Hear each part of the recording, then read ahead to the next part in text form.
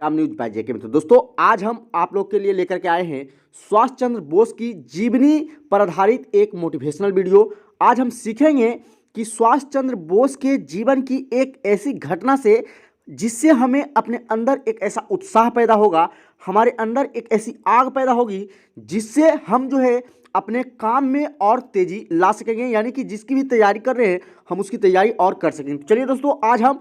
सुभाष चंद्र बोस की जीवनी पर आधारित मोटिवेशनल वीडियो को शुरू करते हैं। तो दोस्तों आप सुभाष चंद्र बोस को तो जानते ही होंगे। सुभाष चंद्र बोस का जन्म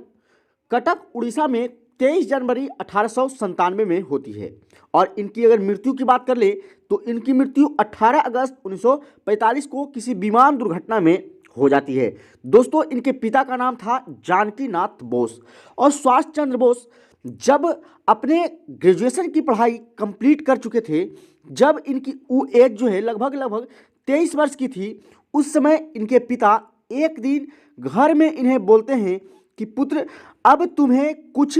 तैयारी करनी चाहिए, कुछ जॉब की तैयारी करनी चाहिए।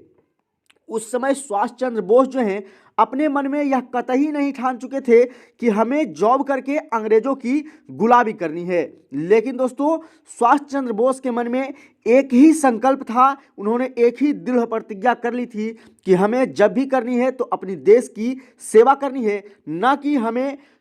जॉब करके अंग्रेजों की गुलामी करनी है। और इसी कारण दोस्तों जब उनके पिता जानकी नाथ बोस ने यह उन्हें कहा, तब वह अपने पिता की बात को मानने के लिए उन्होंने जिस रात को जानकी नाथ बोस ने उन्हें बोला कि आपको आईसीएस का एग्जाम देना चाहिए, तब उन्होंने रात भर गहन अध्ययन किया, गहन विचार किया उस बात पे, अपने पिता के बात पे। और उस रात की सुबह को होते होते यह डिसीजन लिया उन्होंने कि मैं आईसीएस का एग्जाम जरूर दूंगा,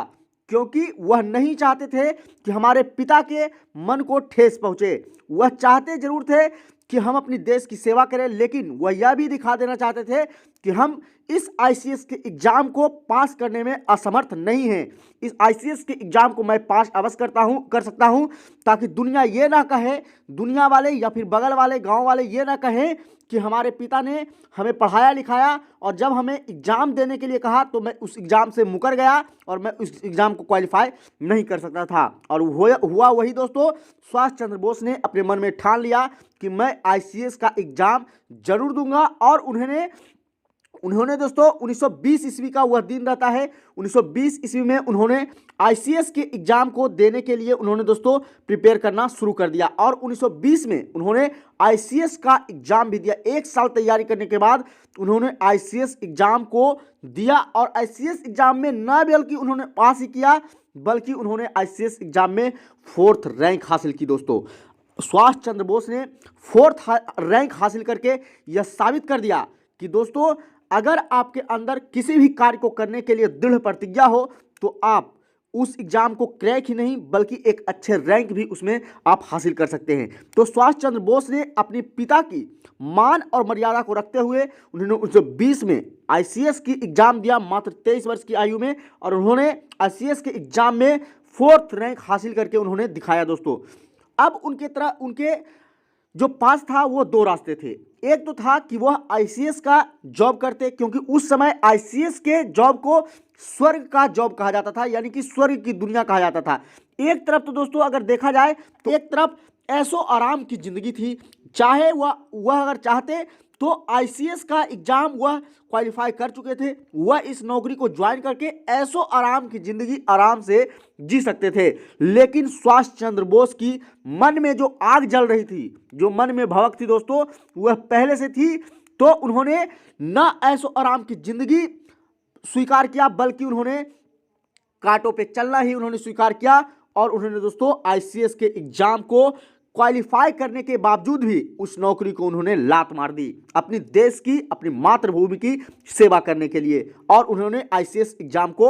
उन्होंने ज्वाइन नहीं किया, उन्होंने उस ऐशो आराम वाली जिंदगी को ठोकर मार दी और आग और कांटों भरी जिंदगी उन्होंने चुनी दोस्तों। और आगे चल करके सुभाष चंद्र बोस को आप लोग आज सभी लोग जानते हैं कि हमारे सुभाष चंद्र बोस, जिन्हें नेताजी के नाम से जाना गया, हमारे देशवासियों ने आज भी उन्हें नेताजी के नाम से जानते हैं। इन्होंने दोस्तों कई ऐसे कारनामे किए, बहुत सारे इनकी जीवनी से आप सीख सकते हैं। यही उनकी एक जीवनी की घटना थी कि उन्होंने 1920 में उन्होंने आईसीएस का एग्जाम दिया। 1921 में वह चाहते तो आईसीएस के एग्जाम को जब उन्होंने क्वालिफाई कर लिया था, वह चाहते एक अच्छे पोस्ट उन्हें मिलती, वह चाहते तो वहाँ ऐसो आराम की ज़िंदगी जो है बिता सकते थे, लेकिन सुभाष चंद्र बोस ने ऐसा नहीं किया। उन्होंने सिर्फ आईसीएस का एग्जाम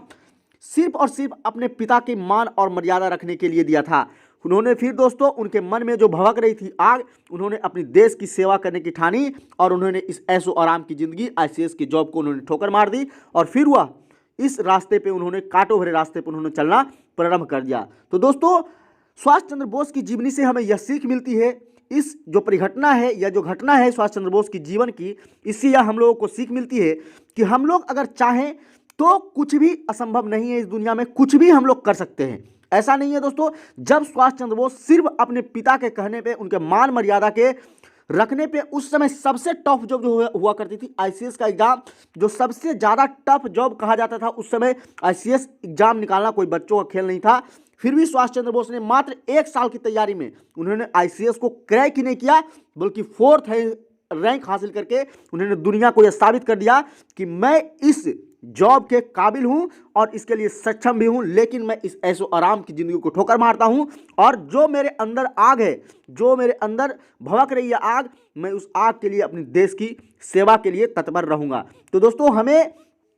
इस परिघटना से यह सीखना चाहिए कि हमें भी अपने चाहने वाले के लिए, अपने माता पिता, अपने भाई बहन या फिर अपने फैमिली के लिए, जिसे भी आप चाहते हैं उसके लिए आपको एक दृढ़ प्रतिज्ञा करनी चाहिए और किसी ना किसी एग्जाम को आपको जरूर क्रैक करना चाहिए। दोस्तों कुछ भी असंभव नहीं है, अगर आप ठान लेते हैं दोस्तों तो आप उस मुकाम को जरूर हासिल करके रहेंगे। चलिए दोस्तों, अगर आप लोग को ये मोटिवेशनल वीडियो अच्छा लगा होगा तो वीडियो को लाइक कर दीजिएगा। अगर आपसे इसके आपके अंदर कोई भी थोड़ी सी भी अगर आपको जुनून जगी होगी दोस्तों, अगर आपको इस वीडियो से, तो इस वीडियो को लाइक कर दीजिएगा। चैनल पे नए हैं तो चैनल को जरूर सब्सक्राइब कर लीजिएगा दोस्तों, और बेल आइकन को जरूर प्रेस कर लीजिएगा ताकि कोई नई नोटिफिकेशन सबसे पहले आपके पास पहुंच सके। चलिए दोस्तों, आज के लिए इतना ही, फिर मिलते हैं अगले वीडियो में, तब तक के लिए जय हिंद।